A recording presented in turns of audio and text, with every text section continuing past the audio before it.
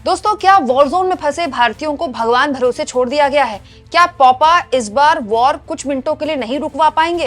ये सवाल लोग सोशल मीडिया में पूछ रहे हैं तब जब लगातार इस तरह की खबरें आ रही हैं कि ईरान में बड़े स्तर पर जो भारतीय छात्र हैं उनको इवैक्यूएट करने की क्या कोशिश और तैयारी चल रही है। इसको लेकर विपक्ष ने सरकार को आड़े हाथों लिया है और इसके साथ साथ सरकार ने भी बताया है कि इस पूरे मसले पर वो कर क्या रही है। और इस बीच इंडियन एम्बेसी का एक बयान जिसको लेकर विपक्ष ने सरकार को निशाने पर लेना शुरू कर दिया है, वो मैं आगे आपको बताऊंगी। लेकिन उससे पहले मैं चाहती हूं एक भारतीय द्वारा बनाया गया वीडियो मैं आपके सामने रखूं। दोस्तों, ये वीडियो इस वक्त भारत के सोशल मीडिया में काफी वायरल है। ओह, एक और गया।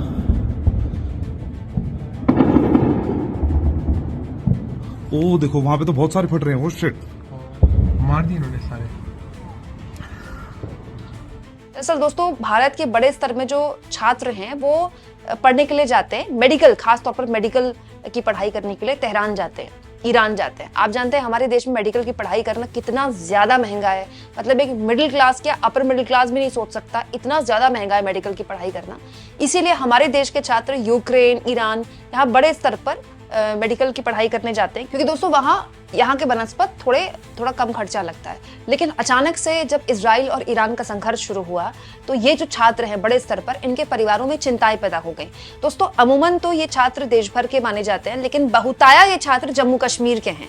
इसलिए जम्मू कश्मीर के मुख्यमंत्री उमर अब्दुल्ला का अगर आप सोशल मीडिया देखेंगे, देखिए वो लगातार एक्टिव है इस मामले में और वो लगातार हेल्पलाइन नंबर्स भी शेयर कर रहे हैं और बता रहे हैं कि कैसे विदेश मंत्रालय के वो संपर्क में हैं और कैसे विदेश मंत्रालय लगातार वहां से भारतीयों को निकालने की तैयारी शुरू कर चुका है, इनफैक्ट कदम भी शुरू कर चुका है। और विदेश मंत्रालय द्वारा भी बहुत से हेल्पलाइन नंबर्स लगातार शेयर किए जा रहे हैं, जिसमें विदेश मंत्रालय लगातार ईरान में फंसे भारतीयों को दिशा निर्देश भी दे रहा है और उन्हें गाइड भी कर रहा है। और इसके अलावा दोस्तों, जो भारत की एम्बेसी है ईरान में, वो भी लगातार भारतीयों के संपर्क में है। लेकिन दोस्तों, विदेश मंत्रालय का एक ट्वीट जिसको लेकर विपक्ष ने सरकार को निशाने पर लेना शुरू कर दिया है।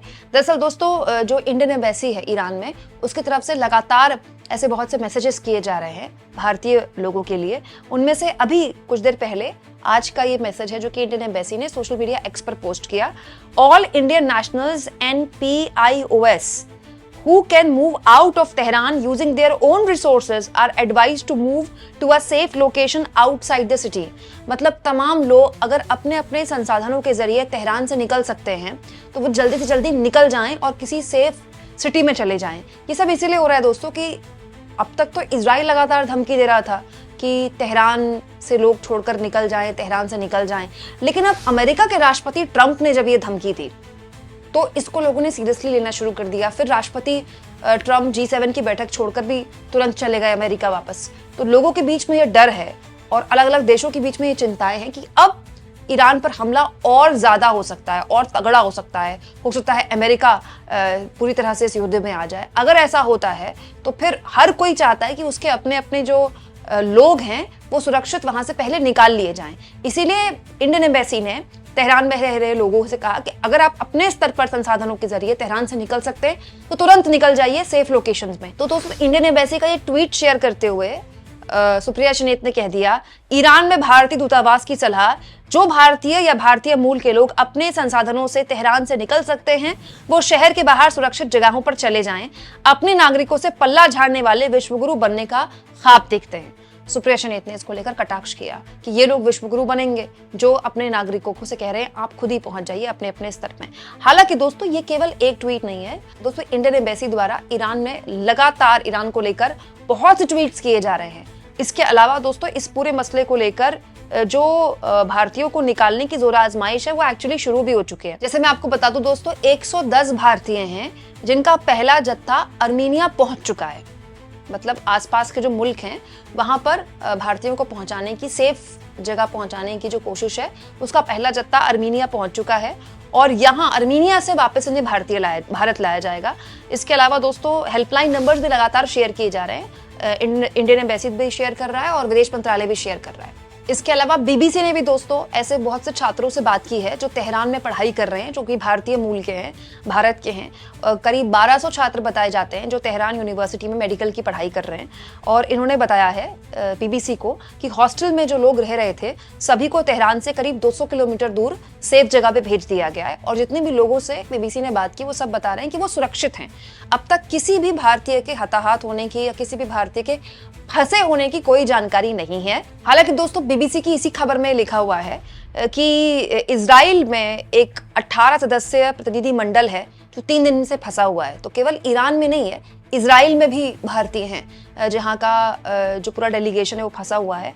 और इस प्रतिनिधि मंडल का जो काम था वो अध्ययन करने के लिए वो इजराइल गया हुआ था। दिलचस्प ये है दोस्तों कि इसमें दोनों पार्टियों के लोग हैं, बीजेपी के भी और कांग्रेस के भी। ये कोई छात्रों का प्रतिनिधिमंडल नहीं है। अब क्योंकि हवाई सेवाएं बंद हो चुकी हैं इजराइल की सारी, तो फिलहाल वो लोग वहां पर फंसे हुए हैं। तो ऐसा नहीं कि केवल ईरान में भारतीय फंसे हुए हैं, इजराइल में भी फंसे हुए हैं। हालांकि दोस्तों इन लोगों से भी बीबीसी ने बात की है और उन लोगों ने बताया है बीबीसी को कि जो इजराइल के अंदर भारत के दूतावास है, एम्बेसी है, वो लगातार इन लोगों के संपर्क में है और वो सही हालत में है, सुरक्षित हैं वो। दोस्तों दरअसल दक्षिण भारत, खासतौर पर केरल में आपने भी देखा होगा, देश भर में जो नर्सिंग फैसिलिटी है बहुत ही बड़ी तादाद में दक्षिण भारत से आती है। देश के जितने भी बड़े हॉस्पिटल्स आपने देखे होंगे उनमें आपने देखा होगा कि जो नर्सिंग स्टाफ है वो दक्षिण भारत से है। इसीलिए दोस्तों क्योंकि वहां पर शुरुआत से ही बहुत अच्छी इंस्टीट्यूट्स हैं जहां पर बड़ी संख्या में जो युवा हैं वो नर्सिंग की पढ़ाई करते हैं।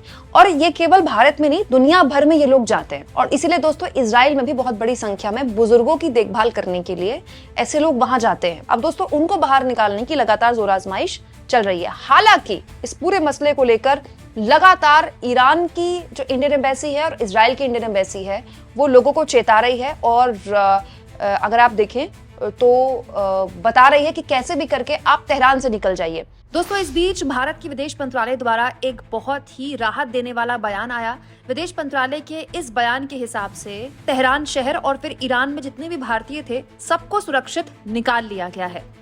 और ये आज से नहीं चल रहा है दोस्तों, अगर आप 15 तारीख से देखें तो 15 तारीख से ही लगातार भारत का जो दूतावास है वो सक्रिय हो गया था। ऐसा करके हालांकि इवैक्यूएशन शुरू नहीं हुआ था लेकिन वो लगातार लोगों के संपर्क में था। कम से कम वो ये जानने की कोशिश कर रहा था कि सभी जो लोग हैं ईरान के अंदर वो सुरक्षित है कि नहीं है। और कुछ ऐसा ही इजराइल के अंदर भी किया जा रहा है। खैर हम तो यही उम्मीद करते हैं दोस्तों कि हमारे जो भारतीय लोग हैं, जितने भी लोग हैं, चाहे वो इजराइल में हो, ईरान में हो, सब सुरक्षित हो और उनको सुरक्षित स्थानों में जल्द से जल्द पहुंचाया जाए।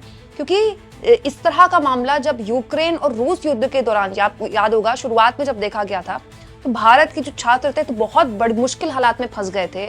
उनको बंकरों में रहना पड़ रहा था और वो लगातार वीडियो बना बना के भारत सरकार को चेता रहे थे कि ये देखिए हमारे कॉलेज के पास बम गिर गया, अब यहाँ बम गिर गया। बहुत मुश्किल हालात में जब उन्होंने वीडियो बना बना के भेजी और यहाँ वीडियोस वायरल हुई तब यहाँ से एक मंत्री महोदय को भेजा गया और उसके बाद उनको इवैक्यूएट किया गया। तो उस वक्त भारत सरकार को काफी आलोचना का सामना करना पड़ा था कि इतनी देर क्यों लगाई, जब इस तरह के संघर्ष की शुरुआत हो रही थी तभी क्यों नहीं भारतीयों को वहां से निकाला गया। हालांकि उसके बाद एक वॉर रुकवादी पापा वाला पूरा एक प्रोमो, एक वीडियो बनाया गया बीजेपी द्वारा और बीजेपी ने यह भी दावा किया, बार बार दावा किया, बीजेपी के राष्ट्रीय अध्यक्ष ने भी दावा किया कि दरअसल वो मोदी जी ही थे जिन्होंने दोनों देशों के राष्ट्रीय अध्यक्ष को फोन किया और कुछ देर के लिए वॉर रुकवाई ताकि भारतीयों को सुरक्षित बाहर निकाला जा सके। हालांकि उसको लेकर काफी मीम भी बन रहे थे, उस बारे में हम काफी बात कर चुके हैं, लेकिन हम उम्मीद करते हैं कि ऐसे कोई भी हालात इस बार ना दिखाई दें। आप इस मुद्दे पर क्या सोचते हैं दोस्तों, कमेंट बॉक्स में जरूर लिखें और जितना हो सके चैनल को शेयर करें, सब्सक्राइब करें और थैंक्स और ज्वाइन, ये 2 ऑप्शन हैं जिसके जरिए अगर आप चाहें तो आर्थिक तौर पर भी चैनल के हाथ मजबूत कर सकते हैं।